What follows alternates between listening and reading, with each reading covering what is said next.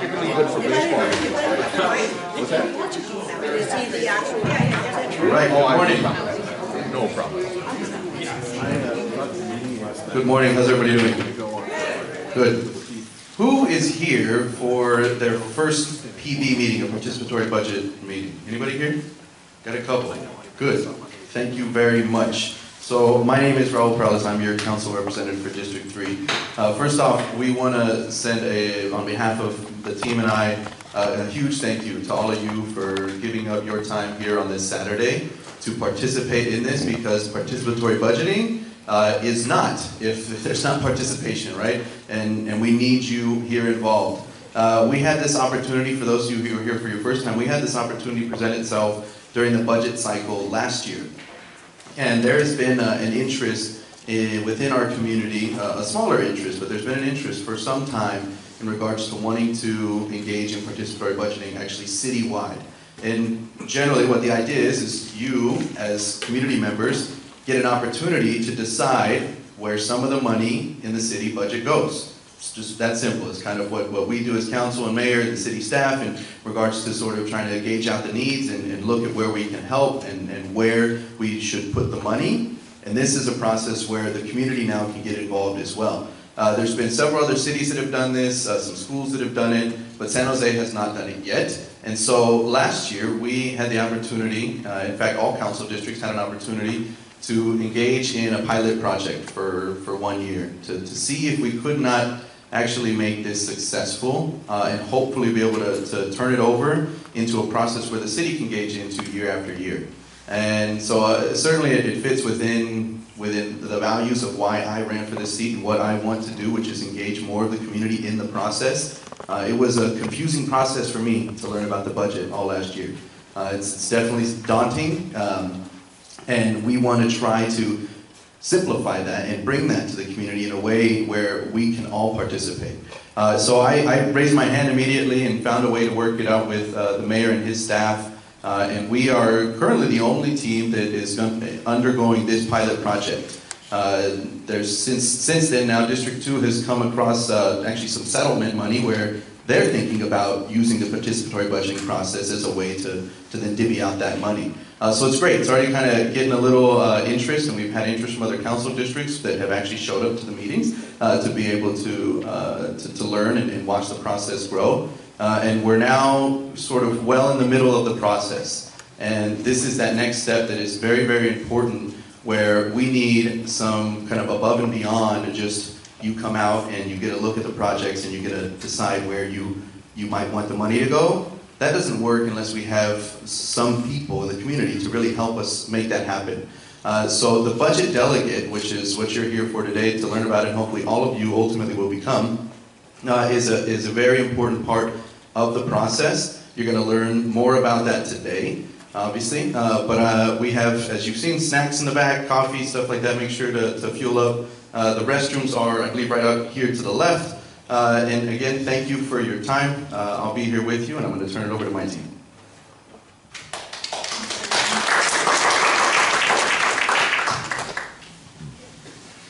Good morning, everyone. How are you?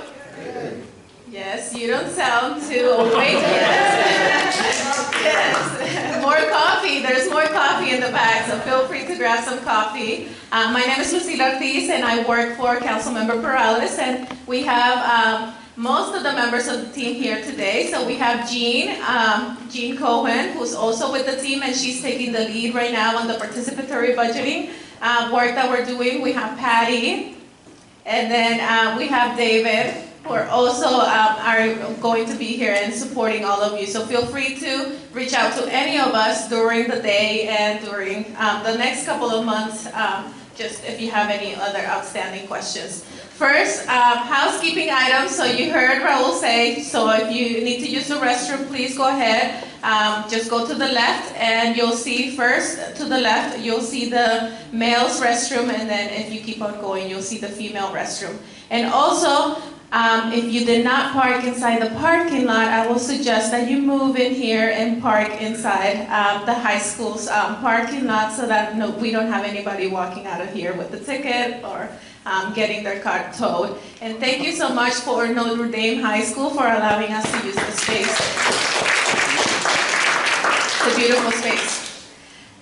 So what goals do we have today? Why are we here today? So first of all, we want to make sure that everybody knows about participatory budgeting, what the process will look like, and how it has been done before. So the goal for the day, the main goal is for everybody to have a better understanding of the project that we're going to go ahead and participate in. And then the second one is to have a meaningful discussion, not only with us, but also with yourselves about the process and the timeline for participatory budgeting. And then the last one is we're going to leave here today and we are going to give you a little bit of homework just before the next meeting, because you're all hopefully going to step up and be such an important role, the budget delegate role. And so we want to make sure that you have all your questions answered and that you're prepared to go out and be representatives in your communities as well. So this, like Councilmember Perales was saying, it's the first time that it's being done in San Jose. So we'll probably have a lot more questions than we will have answers, and that's okay. Because it is the first time, we're going to try to figure out things together moving forward, and we're going to do our best to answer as many questions as we have. But again, just keep in mind that this is the first time that it's being done, and so we're going to have to be creative in finding some of those answers. And so now next on our agenda, I want to introduce you. A lot of you have probably seen this video before, but I think it's really a good reminder of to learn about participatory budgeting again, so that we can all be on the same page. So let me put in the video for you.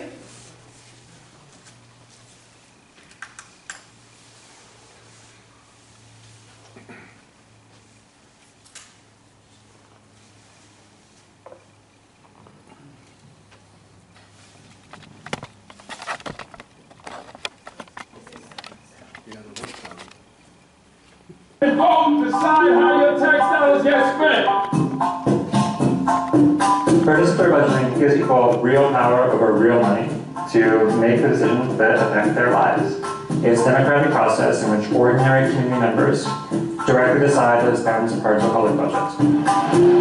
Well, this is different because you're actually voting for where the money is going to be spent instead of allowing them to decide where to spend money. Who knows better about their community than the people that live in their community?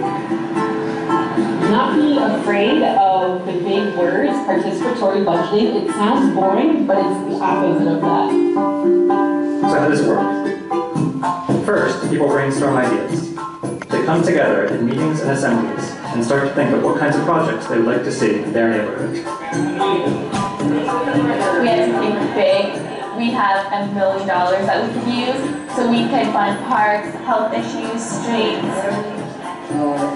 Volunteers work with experts to turn people's initial ideas into full project proposals. We started with maybe about 40 projects, and so we had a series of budget delegate meetings, and we narrowed down the list into about 4 or 5 projects.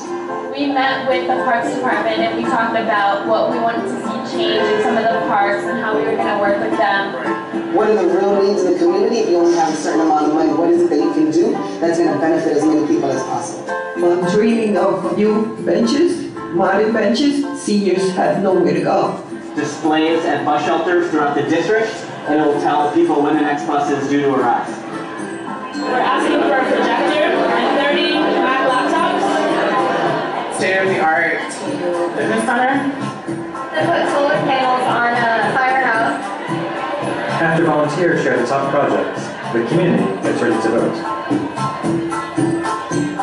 So we're validating every voice in our community and saying, you know what, whatever your position is, you live in our community, you have a right to decide, and that me as a representative and government should respond and should listen to that voice. Anybody can vote in this process, immigrants, whether you're documented or not, the people that normally don't get to vote. Most people, they don't even know that. CEOs come out here and vote today. Some of them are really surprised. They say, really? I said, yeah. They have a voice. The projects with the most votes get funded. The Red Book Library Community Garden.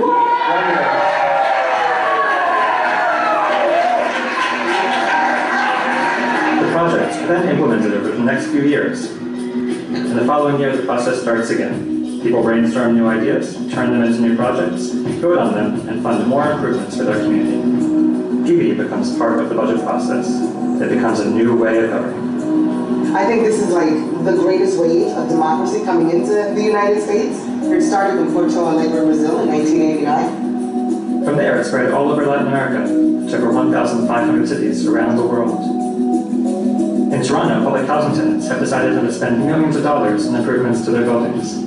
City council members in Chicago, New York, and other cities have engaged thousands of residents in allocating discretionary funds. Entire cities have launched PB, such as in Vallejo, California, for funds from a sales tax, and in Boston for youth funds. Even schools and universities have used PB. This was a great opportunity for you to be a part of government and better the city you live in. Like, who wouldn't want to take advantage of that? You're creating a more educated platform of voters overall. So I think this can only be good for the big project of democracy.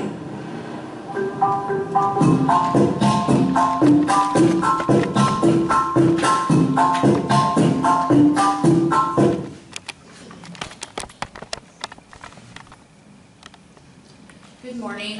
My name is Jean Cohen. I work for Councilmember Perales. Can everybody hear okay? Is this all right? David, could you come up and help me with something on the computer real fast? Thank you. So the goals for today that Lucila reviewed earlier are really to make sure that everyone leaves here with a clear understanding about not only the fundamentals of participatory budgeting, but what are the roles, expectations, and deliverables for what is called a budget delegate. And budget delegate is just a fancy word for awesome volunteer, and which you all are. So what we want to do for the next maybe 15 minutes is just kind of go over some high-level components of the District 3 Decides participatory budgeting process. Then we're going to spend most of the meeting in small groups, doing some work and having some discussions, and then we'll come back together as a large group before we adjourn. The goal is to end before 12, so everyone can get moving with their weekend, and we really appreciate you being here today on this Saturday, sharing your time with us. So D3 Decides. You get to figure out how you want to allocate $100,000 of the city's general fund. As the budget video and Councilmember Perales kind of just reviewed, there's a process in which ideas are generated. How many of you have submitted an idea online so far?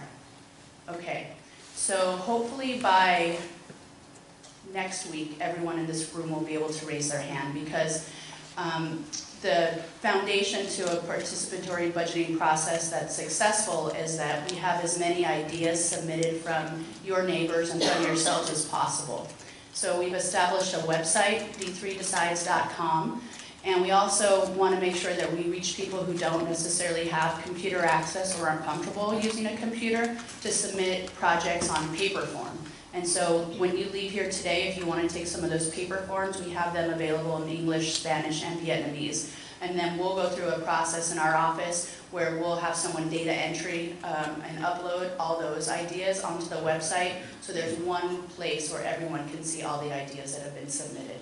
And just to note, January 31st is the deadline for all projects to be submitted.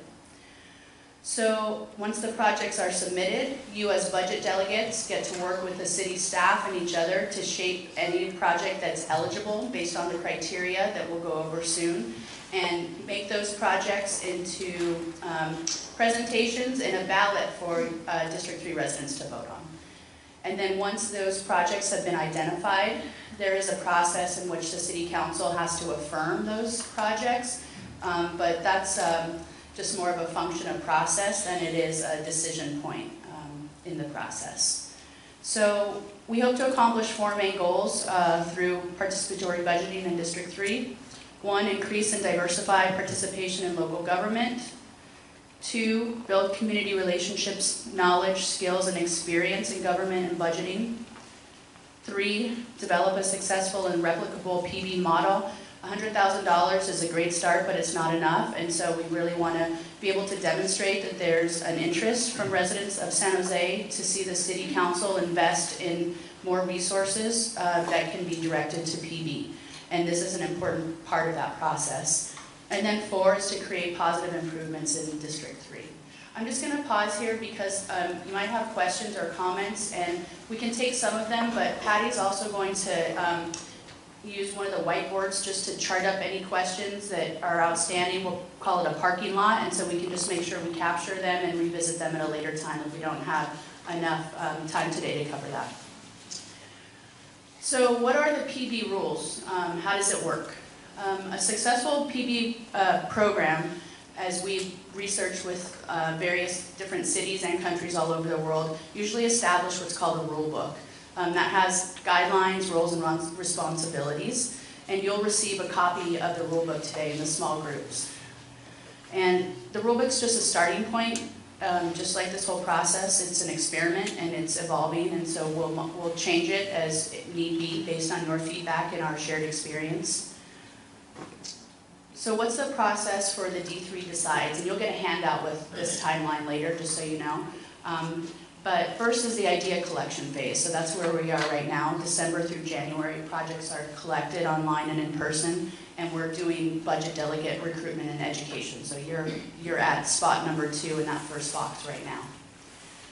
Proposal development, so from January to March of this year, as the deadline for projects is met, you'll start meeting in committees that are organized by theme. So all the projects that are submitted fall into certain categories or committees. So streets, public safety, seniors, youth, etc. So you'll be able to select which committee or topics are most interesting to you. And that will happen at the first working meeting in February, and we'll share that date information later. After that, and you've done all the work to take these ideas and turn them into presentations, we'll have some community expos, so just like a science fair, you'll be able to present these final project ideas in different community spaces and people can vote. There's been a lot of questions about how does voting work, and we'll have a separate conversation and meeting space in the future for anyone that's interested in that part, so we can have idea sharing and kind of come to agreements on how the process is going to work. Everyone votes, and then in April, the final project winners are announced. We get the council to approve the allocation for those projects. We reflect and evaluate on how the process works, and hopefully we start again with more money and more people who are excited to join this process. So what roles can you have in PB? There are a lot of different ways to engage depending on your interest, depending on your time, and so we want to just go over some of those briefly. Idea sharing, we've talked about that. Budget delegates, we've talked about that.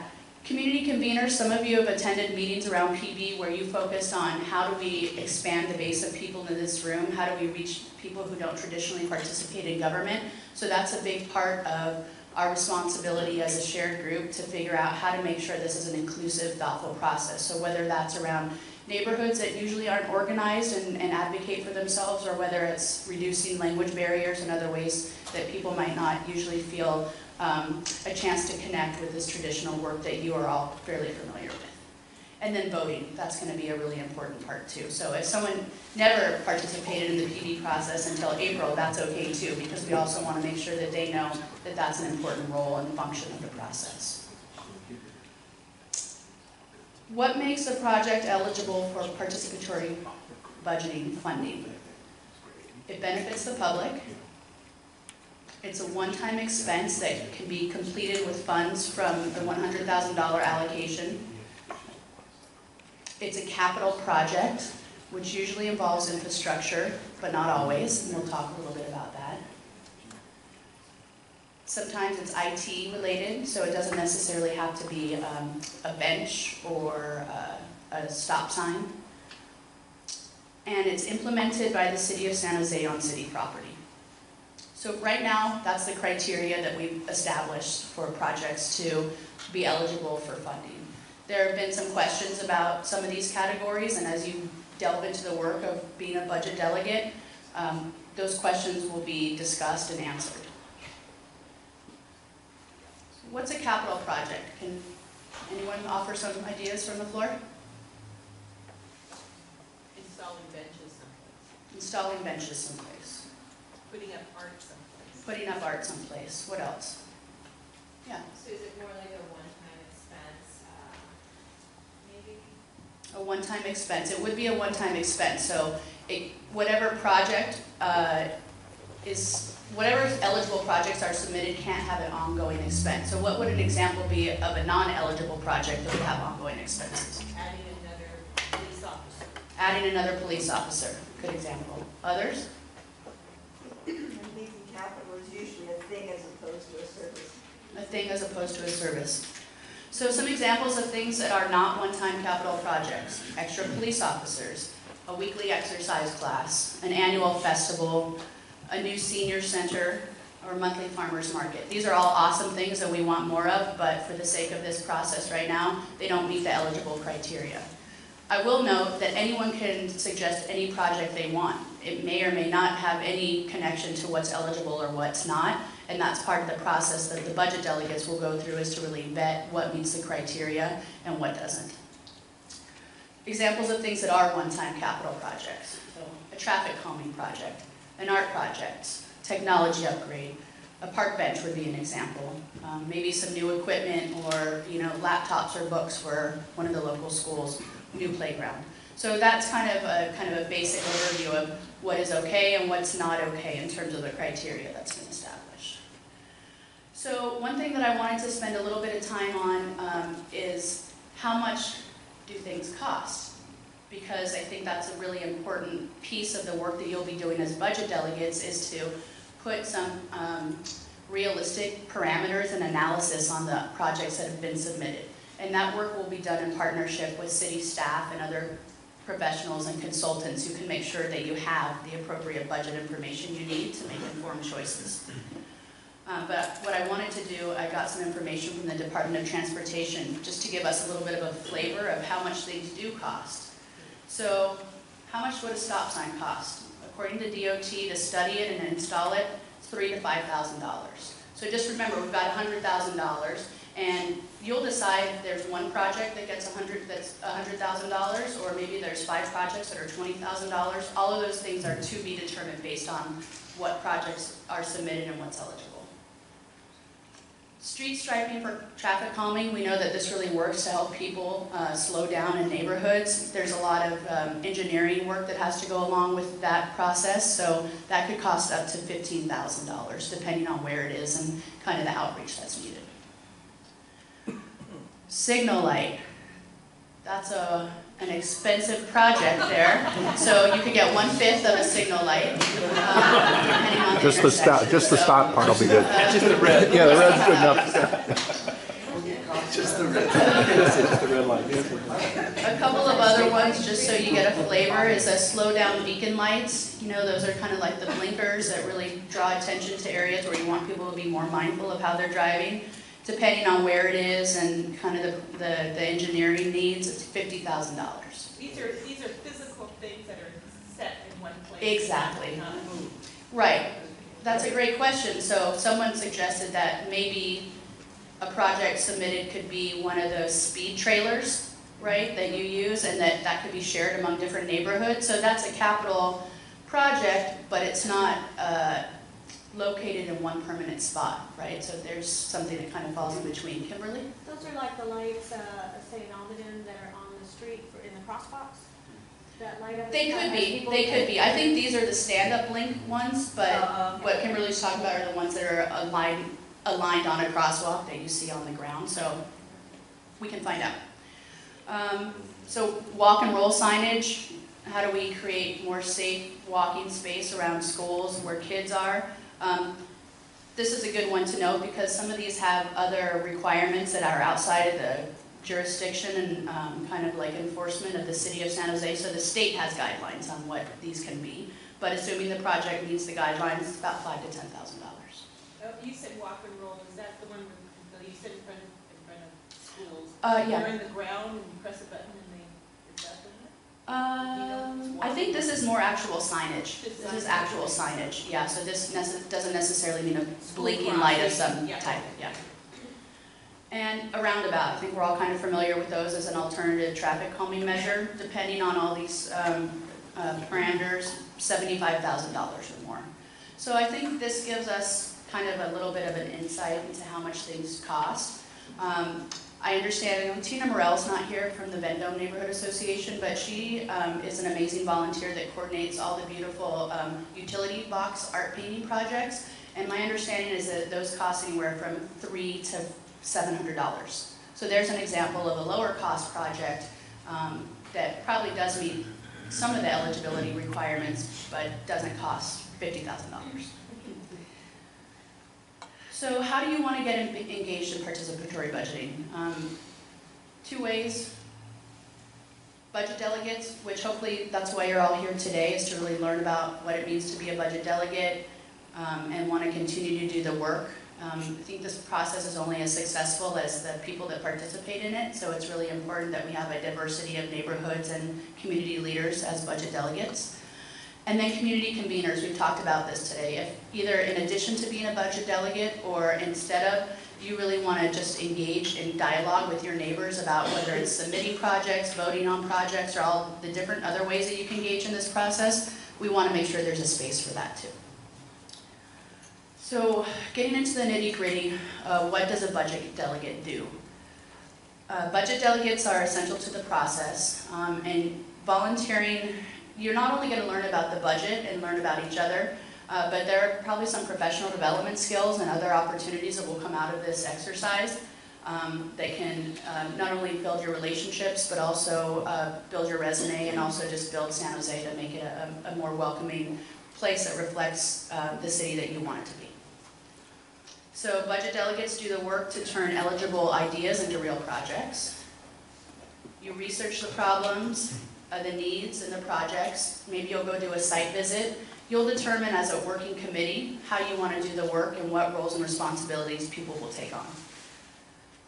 You'll learn about the budget and you'll learn about how the process works. So Lee Wilcox is here, and Lee helps us through the mayor's office really engage with the budget staff, and they will be resources to the budget delegates to make sure that you have all the information you need to make educated, informed decisions about how to evaluate a project and whether it moves on to the ballot or not. And you'll discuss and evaluate eligible projects. So that process from start to finish is about a month and a half to develop full project proposals and then take those proposals and shape them into what's going to be presented at these budget expos in the different communities. I'll pause. Any questions so far? What support is provided to a budget delegate? We've covered some of this. All of you have different skill sets and life experiences that are going to bring a richness to this process, and we want to create a space for everybody to participate and also to feel comfortable talking about and learning about the budget. So our office, Councilmember Peralez, the Mayor's office, the City of San Jose staff, and some consultants that we've hired are going to be able to offer the following resources. Meeting space is needed, meeting facilitation is needed, serving as a liaison between your working committee and the different departments to make sure that there's an ongoing line of communication to get what you need, and to be able to provide technical feedback and cost estimates. So that list we just went over from DOT is pretty technical, right? What do those things mean and how do they apply to the work that you're trying to do? Next steps. The second budget delegate orientation, what we decided was that we wanted to host this same program one more time in case people couldn't make it today.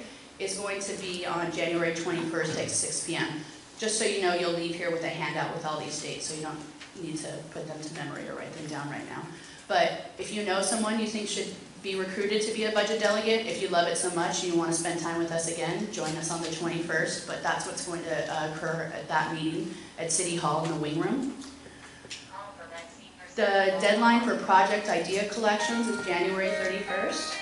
So that's just another deadline and activity to be mindful of regardless of what role you decide you want to take on as a budget delegate, that we really need to push the January 31st date.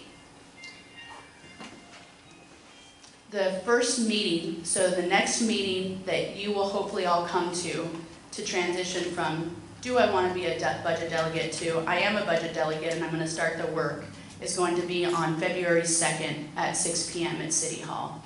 Some people are going to have scheduling conflicts, and that's okay. We're going to figure it out because that's how life works. But we also wanted to at least establish a framework of meeting dates for people to start the process so you could convene together in your small groups and figure out how you want to work together.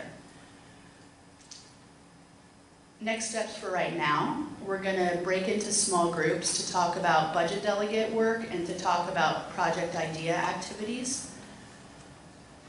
But before we do that, are there any questions based on that presentation? We had discussed previously that there was a group that was interested in being delegates, and then there were people who were interested in engaging the community to solicit ideas. Do we have any update as to the progress for the people that are soliciting the ideas, or is it just what we have available online? Great question. So there was a meeting at Martin Luther King Library on December 12th that many of you attended, and there were two breakout groups. One was for people who wanted to learn about the budget delegate role, and one for people who wanted to talk about how to engage District 3 residents in the process.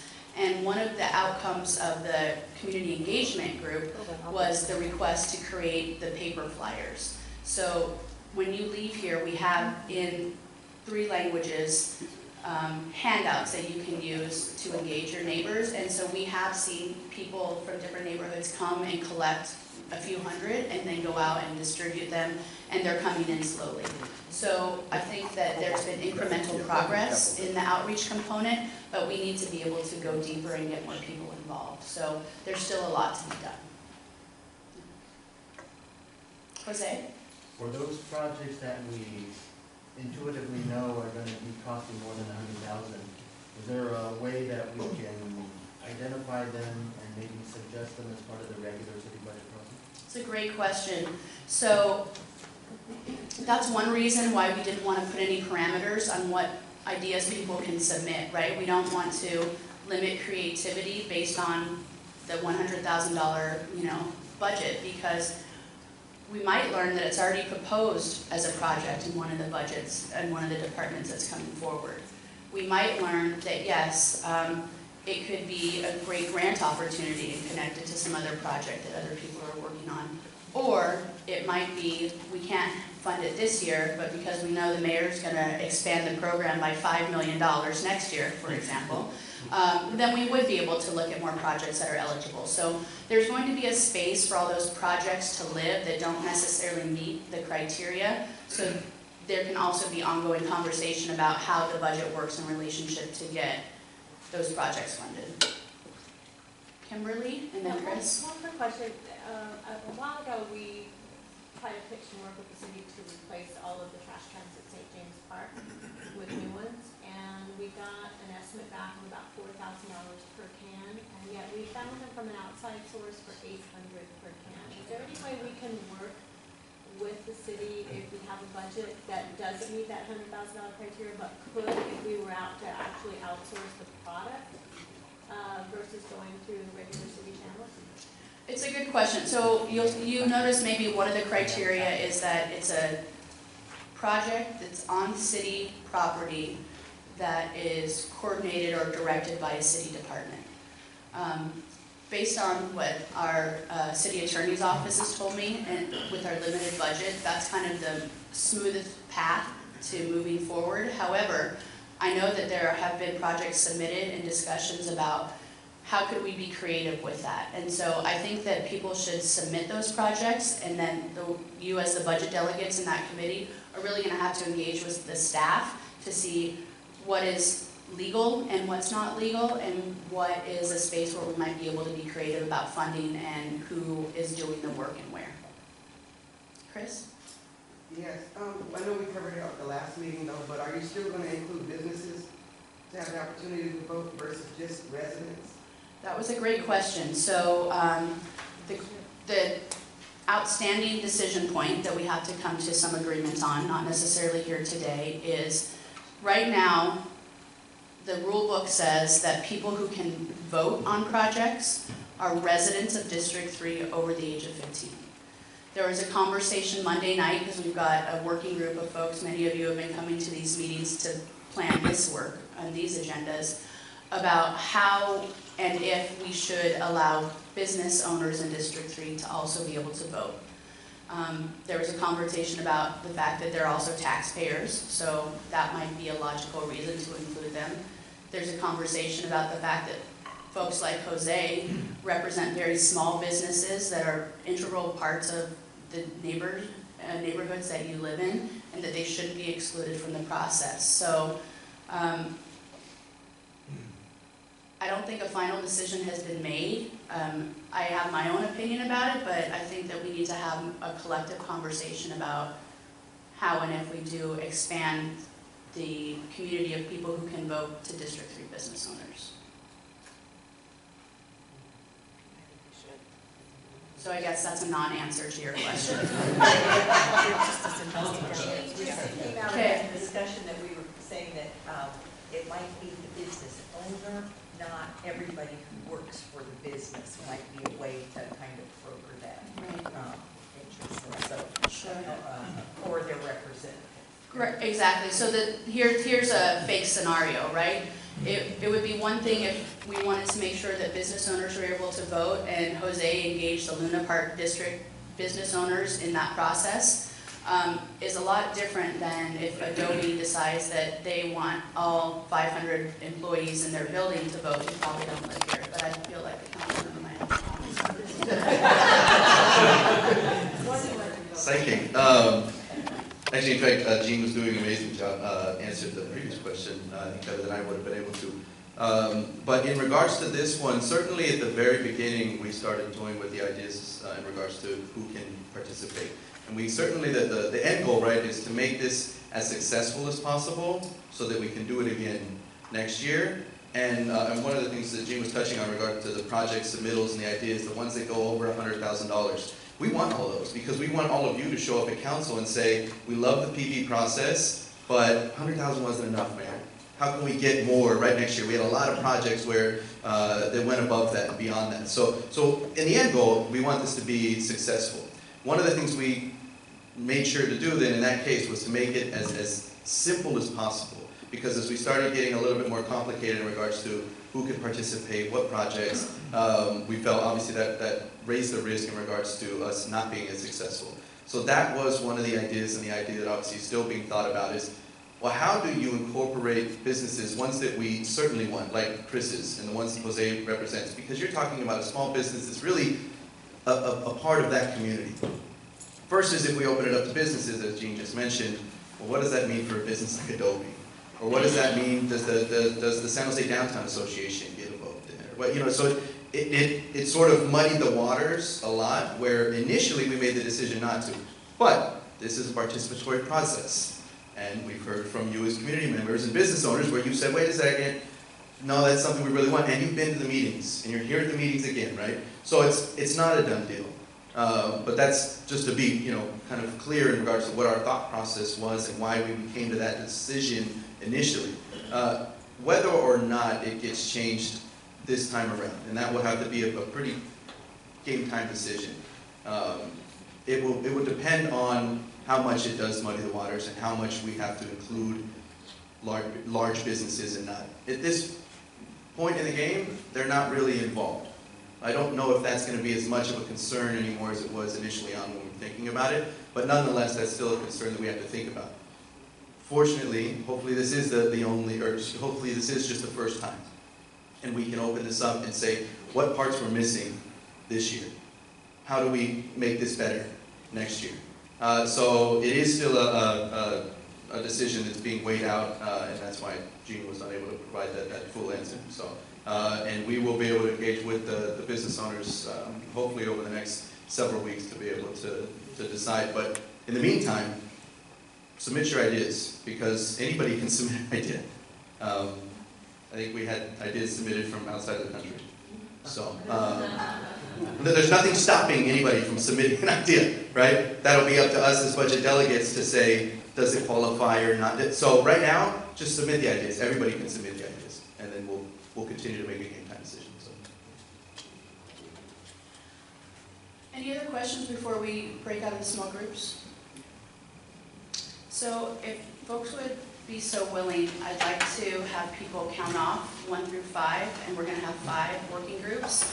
And so I'm going to start with Sean, who's going to be 1, and then we're just going to go and count off 1, 2, 3, 4, 5, 1, 2, 3, 4, 5. Folks know what I'm talking about? Okay.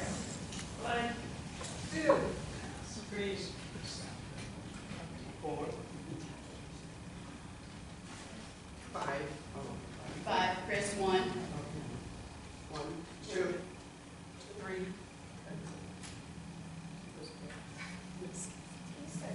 Okay, I know we can do this. Okay, I'm going to start with Sean, and I won't point. Okay, 1, 2, 3. 1, 2, 3, 4, 5. 1. 2. Hey, Sam. 3, 4, 5. 1. 2. 3, 4, 5. Sure. Yeah. 2. 3. Does anyone not have a number? Okay, Everybody so number 1, right here. Number 2, right here. Number 3, right here. Number 4, right here. And number 5 in the back. So take a moment to get started. That's what they kind of set us Is this 3? That's 3.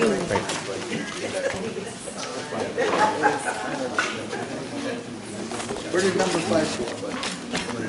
Where's 5? Here.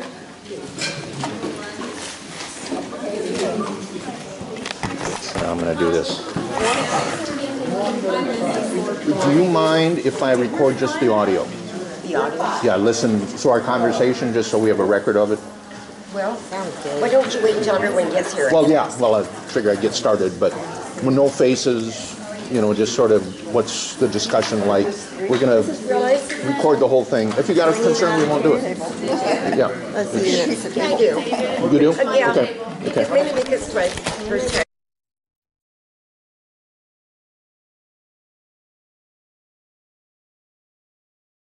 You kind of remind me of our Same thing for Mark. There was a card. No, sure. If you're ready.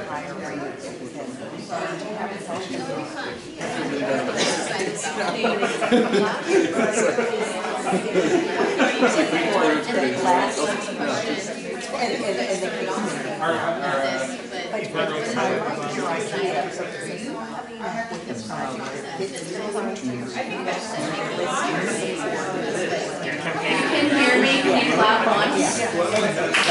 Can you hear me? Can you clap twice? Can you hear me? Can you clap 3 times?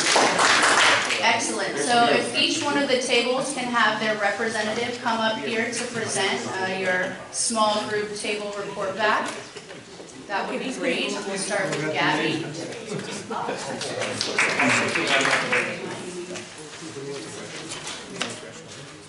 Hello. So I'm just going to go off of the sheet, and it says to share one important question or idea that, you know, our table discussed Anyways, so we were just talking about undocumented residents and how we would collect their information, because we don't want them to be afraid to give us their contact info. So maybe we thought of categorizing them and just saying like concerned mother or something, not collecting their name. So we talked about that, and then we also talked about including, well, we were discussing like art projects, and we were thinking that we could include you know, youth or people who have been caught for vandalizing like certain buildings, and having them do community service, but using that as a form or as a way to cut costs for certain art projects that are submitted through the BP process. And then for the second bullet, what strategies will your table use to get more project ideas by January 31st? So we were thinking that each one of us at the table probably has like a target group that they want to engage. And so for me, it would probably be like youth and families. So I would just go out in my neighborhood and go to elementary schools and like go talk to mothers or something. And maybe with the youth, maybe around 2:30 or 3 o'clock, you know, see if there's any high schoolers around and just ask them questions about what they think a good idea would be. So that's one idea, but we also thought about like setting tables or booths at community centers, San Pedro Square, farmers markets, maybe before Sharks games, just to get the BP stuff out there and get more residents engaged. And then what we're most excited about is just getting this out there, you know, really engaging more residents, and we're looking forward to some really creative ideas. Like we talked about 3D sidewalks. We also came up with a couple of ideas like a lost San Jose pet app, you know, because sometimes you see random pets and you don't know whether to follow them or to just abandon them. So that would be really interesting. But yeah, and we came up with a bunch of other ideas, so that's what we did. That was very good. So hi, my name's Antonina from High Park. One of the concerns that maybe some of you may have, but our table had, is that how much personal time we need to do our delegate job. And we've had a discussion about what that may entail and how that could be divvied up in order to make it efficient for each one of the delegates that are on the projects. And then for what strategies to use to generate more, is that they have the submission forms that we have. And we also have a few at the table that they say, oh yeah, I've got it. I have a few to submit my own self to put in there, and I'll do that online. And then also to just walk over to the neighbors and hand them the particular forms that we have. I have some neighbors that are Spanish speaking only, so I have to use the Spanish speaking only form that we have too. So that's all, just very brief.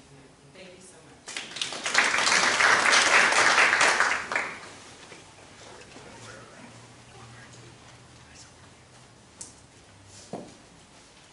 Hi, my name is Teresa Olivas. I'm from the Watson Park area. This is my cohort. And we came up with installing cameras at the Watson Park area, the bathroom, the soccer, and the doggy park, to surveil a lot of the homeless and vandalism that we have in that area. From the 28th Street to the 16th Street storefront beautification, because a lot of those stores look run down and they need to be more visually beautiful. And mobile lights that post your speed that we can use all around the north side. It helps to see how fast you're going, because sometimes your car is going faster than your mind. Send out an email and Facebook and Nextdoor about the D3 PBs.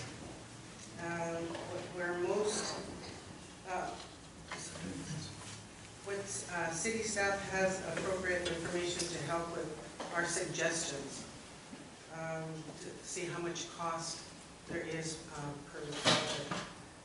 And use social media to get the word out to the community, and making San Jose a better city and friendlier.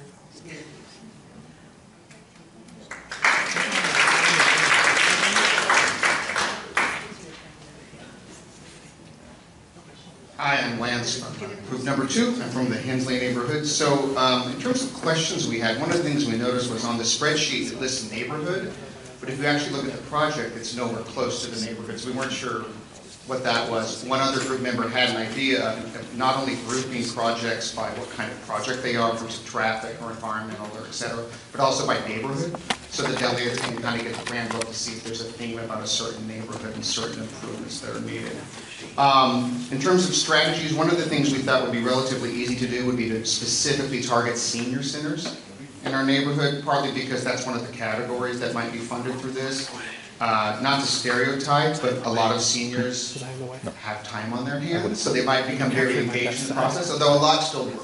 So, and then in terms of kind of ideas and what we'd like to see more of, any submission is good, but in particular, our group thought it would be nice to see more non-traffic related submissions.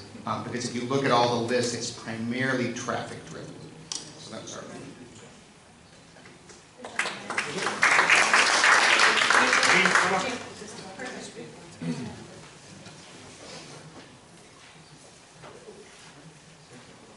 I'm Bert Weaver with Delmas Park Neighborhood Association. Group 5, that's where all the cool people were back there. We're talking about just ways, things that we wanted to make sure that we got cleared up for the delegate process. And one of those areas was making sure that we had a clear map of what the D3 boundaries are and information about whether certain property belongs to a city or the county or a school district or whatever. So to make sure that we know that what the eligibility areas are on that. Talk about different ways that we can bring out ideas from our community. A couple ideas, we're setting aside time at neighborhood association meetings to make sure that we solicit ideas at that point, tell them about the process. Posting on nextdoor.com, and also just making sure that people understand that when we post our own ideas, that will help solicit other ideas to come in from outside as well. And one of the things that was brought up is that a lot of neighborhood areas, community areas are kind of discouraged because things haven't really developed very much in the past. And I want to make sure that people are encouraged to still get involved in this, even though in the past maybe things haven't turned out as much involvement as before.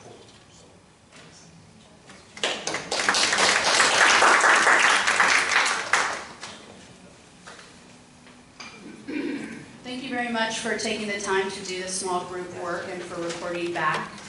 I think there are a couple of concrete next steps that you've talked about that I just want to reinforce. Referring to the yellow handout sheet that you all have. First of all, I'll make sure that the information on here is uploaded to the website, the D3 Decides website. I'm working with our Chief of Staff, Lydia Gell, to have a tab on the website for documents that people are getting at the different meetings, so that there's a kind of a one space where you can know that you can go access them in the future. So just please know that that's going to be coming soon. I did pull up the D3 Decides website in case you haven't seen it, just so you can kind of get a visual.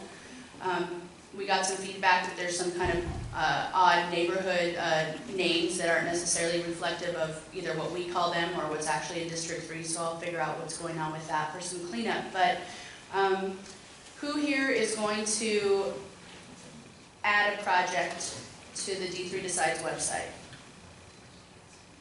Who here is going to talk to 2 other people about adding a project to the D3 Decides website? Awesome.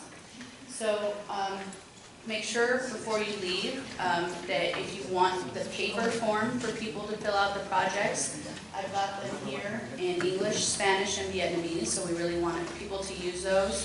You can return them back to City Hall, and there's directions on the form. Who is going to be a budget delegate? Awesome. I think you should give yourselves a round of applause for making that commitment. I wanted just to read the neighborhoods that are represented here today. One, to honor your work and your presence, but also for us to be mindful and think about who's not in the room. So quickly, and there'll be some duplicates. Delmas Park, Delmas Park, Delmas Park, excellent work. North Side, Rosemary Gardens, Spartan Keys, Historic Hensley, Hyde Park, Spartan Keys, Hyde Park, Spartan Keys, Watson, Spartan Keys, Northside, Spartan Keys. So you can see we've got a good diversity of grouping folks. Downtown, just downtown. Rincon South. Rincon South, anyone else? Japantown. Great, so I think we've got a good start, but I also know that there are, I think, 35 organized neighborhoods in District 3, and they're not all here. So I think we can make that different. Yes? I just have a suggestion about a possible change on the DC3 side. When I tried to submit a proposal the first time, it didn't go through because I didn't realize I had to hit the location bubble first. I tried to hit it at the end. Okay. So it might be good to say step one, hit the location bubble, because at least when I tried it the other way, it didn't go through. That's really good feedback, and a few of you have let me know about some tweaks or concerns that you have about making the website better, so I'll take that back to our consultant and see if they can add that direction. There's another issue.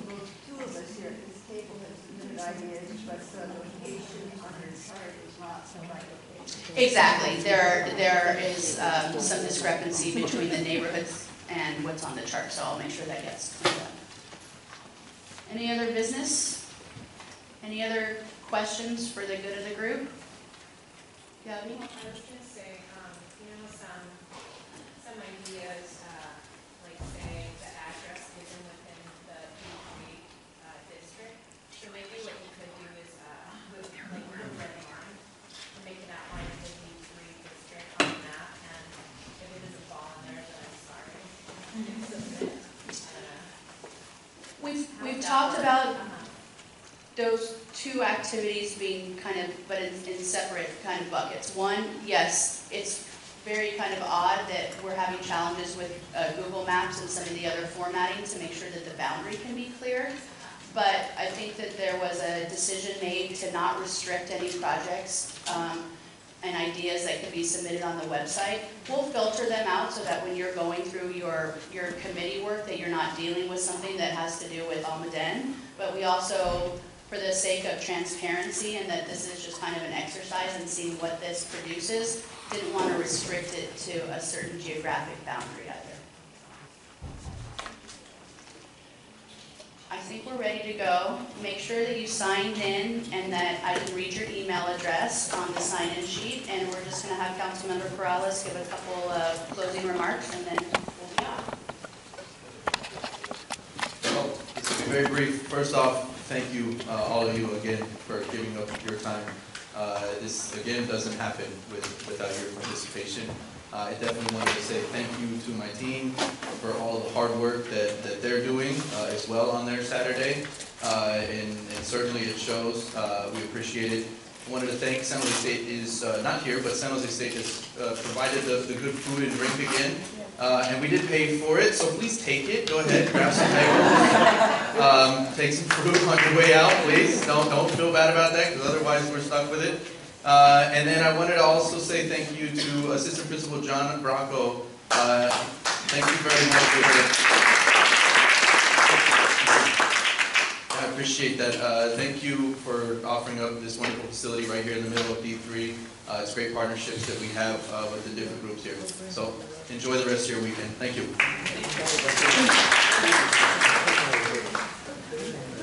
Oh, no problem.